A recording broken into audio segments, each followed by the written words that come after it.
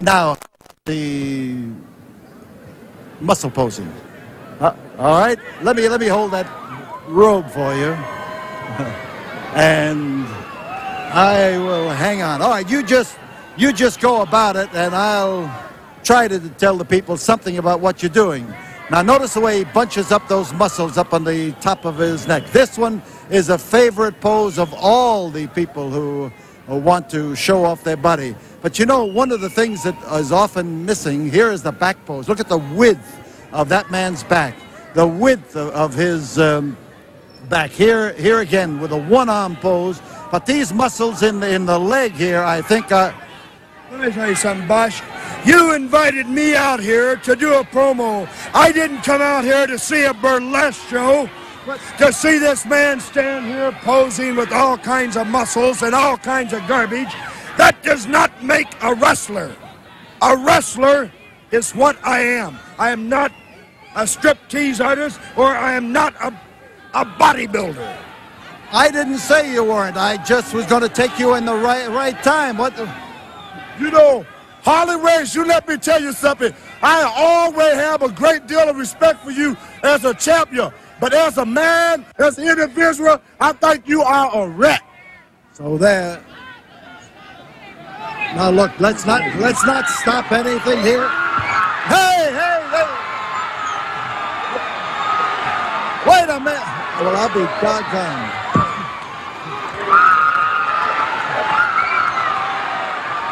We'll be back here in a moment, ladies and gentlemen. We'll return here in a moment. Thank you. Well, up in the ring, Gino Hernandez has been doing an awful lot of posing with his muscles. Tony Atlas just stepped into the ring. Gino withdrew. Here is Boyd Pierce. Your first main event of the evening. In the blue corner, 2 out of 3 falls, 1 hour time limit from Roanoke, Virginia, 250-pound Mr. USA, Tony Atlas. And across the ring from Houston, Texas, 230-pound Gorgeous Gino. Your referee, Bronco Lewis. Gorgeous Gino. Here, about to meet his match in muscle, if not in wrestling ability.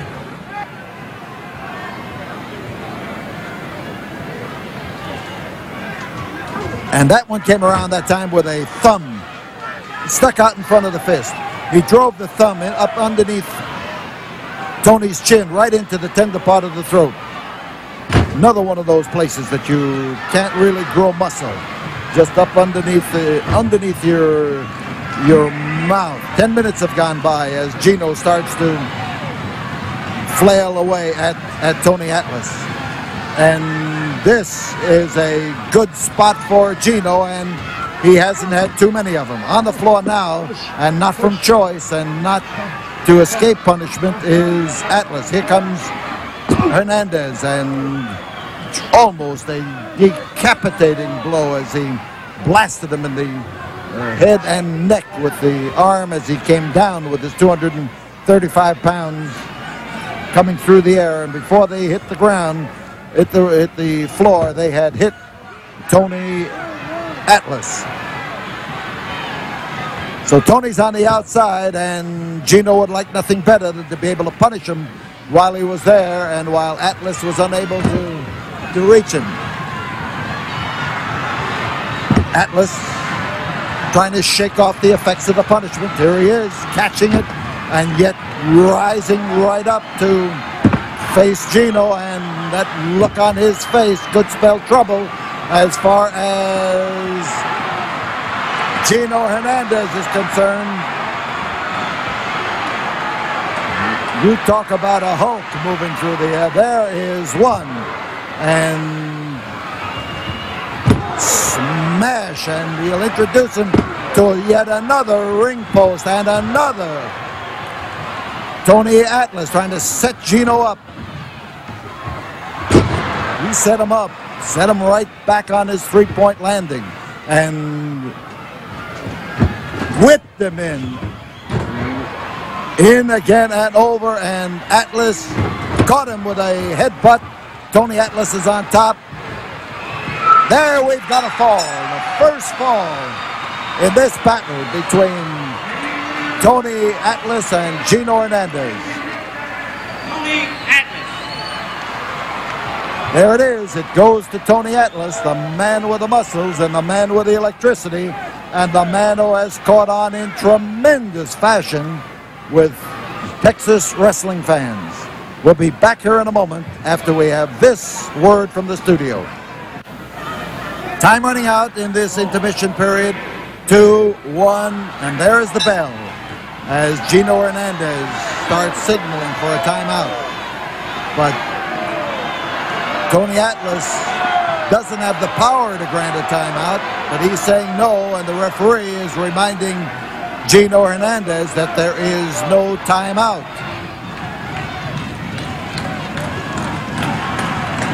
Now, as the crowd starts to drive Tony Atlas forward, they start this staccato and rhythmic applause to egg him on.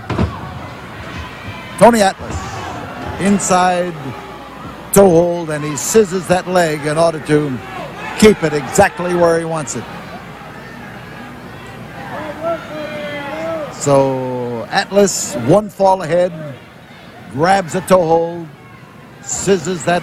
Whoa! Good move by Gino, but you've got to watch out for the retaliation when you start something like that. Again, inside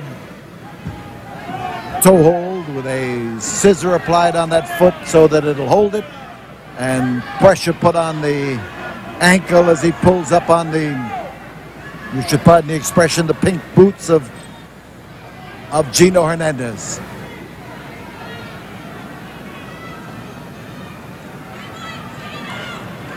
Gino now trying to, well, he tried to get him into a position where he could do even more damage, but that did it. It got him out of trouble because Tony was exposed. And now as Gino starts to work him over, Tony was not in as much trouble as Gino thought. Same hold. Inside bar toe hold. You got a scissor on the leg to make sure that it sticks where it's supposed to, and he's able to put the pressure on. And now, after having given Gino a lesson in strength in that first fall, Tony Atlas starts to apply holds to give Gino something to worry about from a different direction in the second fall. Versatility is important, and wrestling knowledge along with the power is important, and Tony is applying a standing leg split as his contribution to the punishment of Gorgeous Gino.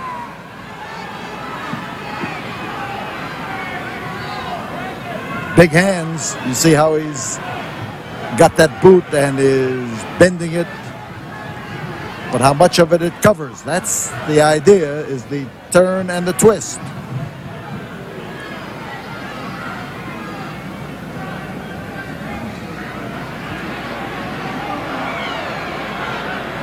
Yes, that's the way it feels, just the way Gino's face looks. He's trying to keep his shoulders clear and to get a little bit more spread in that, that split, and he does.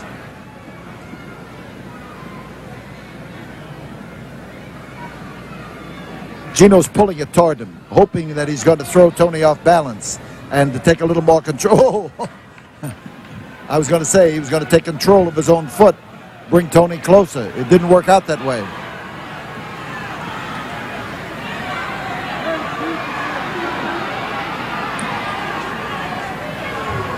He got a wallop in there. He pulled him by the trunks and threw a blow. I'm not entirely certain where it landed, but it did damage to Tony Atlas.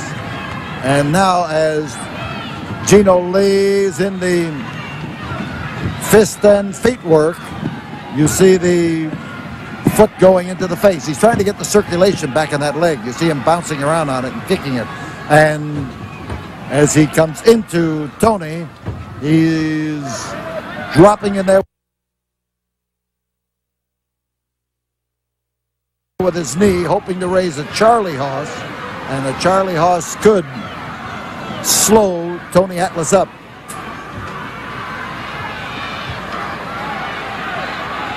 Gino Hernandez trying to use that ring post now to wrap the leg of Tony Atlas around it. He wrapped it all right. He wrapped it into that ring post and solidly.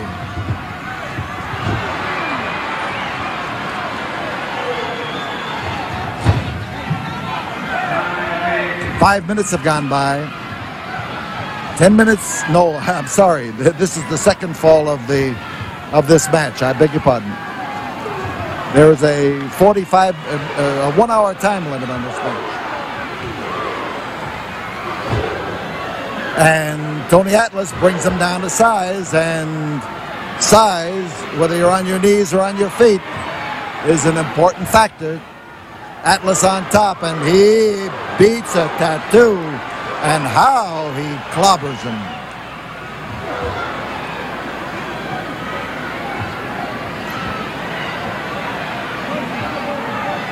And again, Gino goes out, and he almost crawled gratefully out of that ring that time, and he was going head down toward the floor when last I saw him. But it looked to me like he was gratefully relieved to be on the outside of that ring. So, the second fall of this match with Tony Atlas one fall ahead, and Gino steps back in to face sure and certain punishment.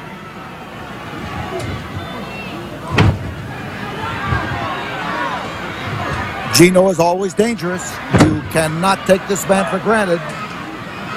You've got to remember that before he started getting rough more often than he wrestled, he was basically a good, fine wrestler, and he still knows it.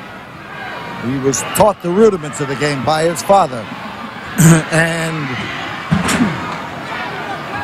muscle to know, the muscles of Tony Atlas right now are being submitted to a stress test that could change the complexion of this match. And Gino up there is making the most of it, trying to exude satisfaction over what he has done.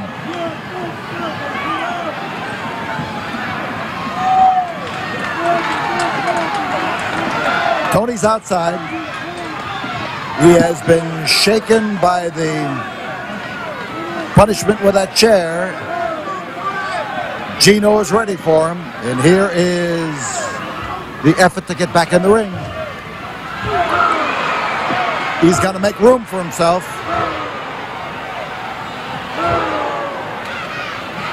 Tony Atlas, and with every wallop, these fans let out a roar, and that roar just marked time for the blows that were falling.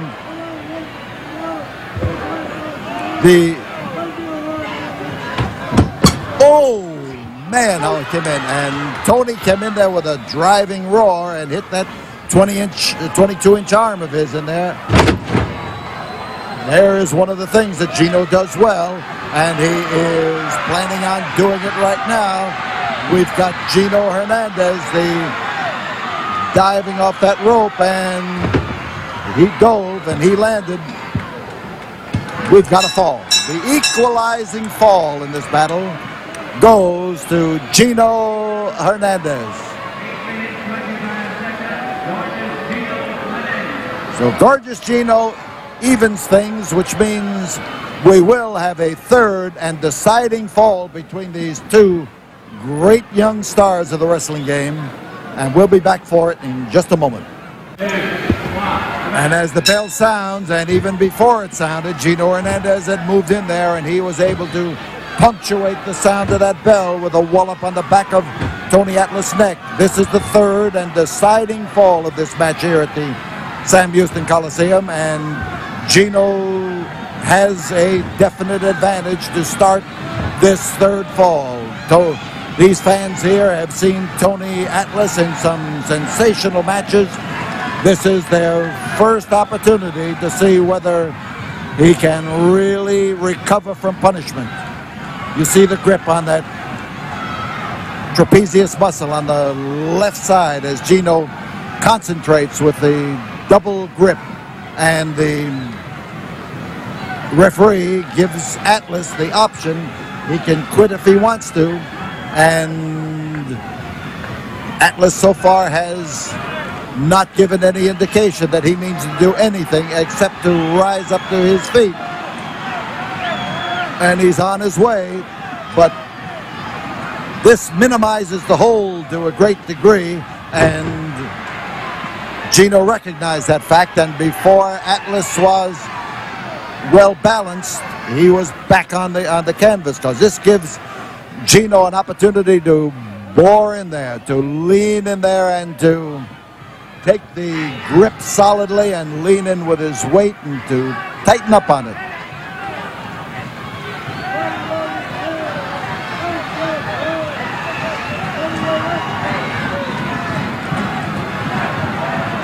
And there's no sign that Tony Atlas is going to let this hold beat him. He found his mark.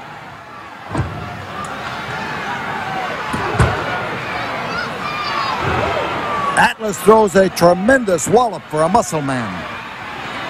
You can never say that his weight training has done him any harm, for sure. There goes Atlas now to make sure that Gino doesn't stay out there as a refuge. He's got him, and he gives him.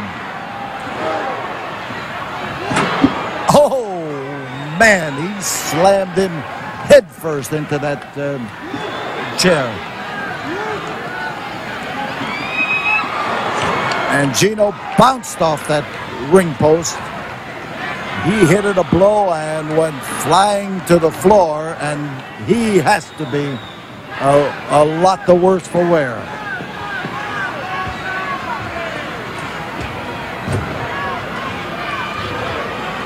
Doing the pounding is Tony Atlas as he tries to set Gino Hernandez up, and he's got him in a bear hug. He's got the big squeeze on him. He's got the hold. He's putting those 22-inch arms to work, and the pressure must be enormous, because when a man with that kind of strength gets his arms around you and bears down, you're in trouble.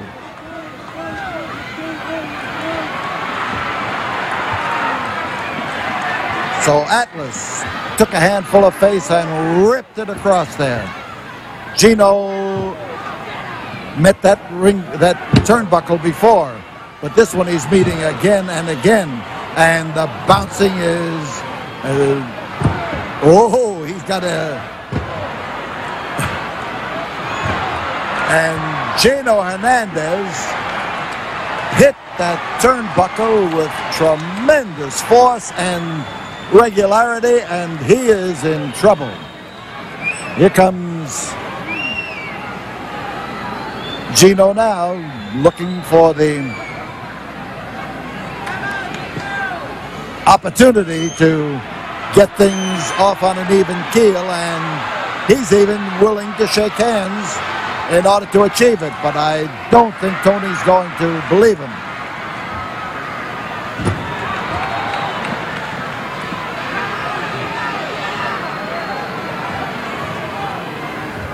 Crotch lift and a hard driving slam. Tony again. Oh, man, he's got that arm of his, which is like hitting with a 2x4, and he is in great position. Oh, the fans tell him to do it again, He heard him. There's one, there's two, and Gino puts a foot over the rope. He may wish he hadn't.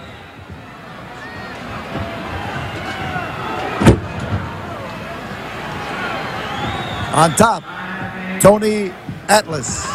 5 minutes have gone by, and this, the third and deciding fall of this battle. And he caught a knee right square in the face. He caught a driving knee.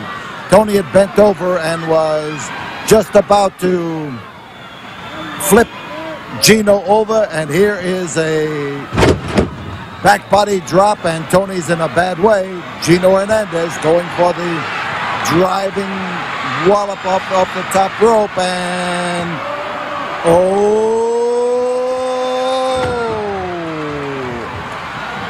Atlas. He did it. Tony Atlas scores a 3-fall win.